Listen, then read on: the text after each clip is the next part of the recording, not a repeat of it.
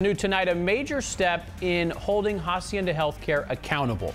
A new outside manager took over today with a long to-do list. Meantime, advocates for patients have released their to-do list to prevent another horrible situation from happening again.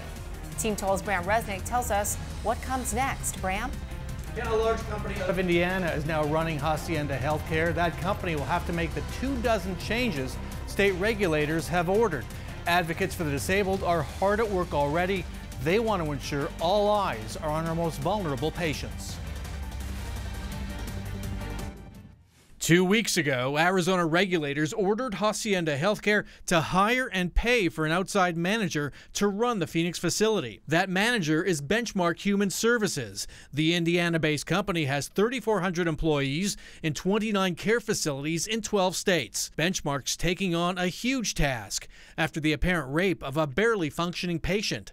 A Hacienda nurse has been charged with sexual assault. Benchmark's assignment?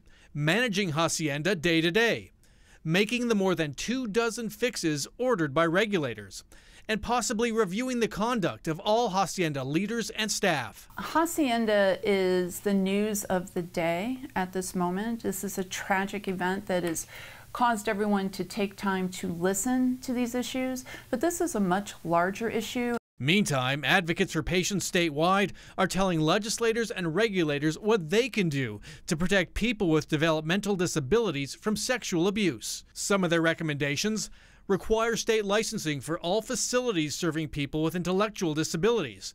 Hacienda right now is exempt. Require investigations of every suspected case of abuse, neglect, and exploitation, and post all inspection reports. And Hacienda says it is, quote, fully committed to working with Benchmark to further improve the care and safety of our patients. Let's send it back to you. Okay, Bram, thanks.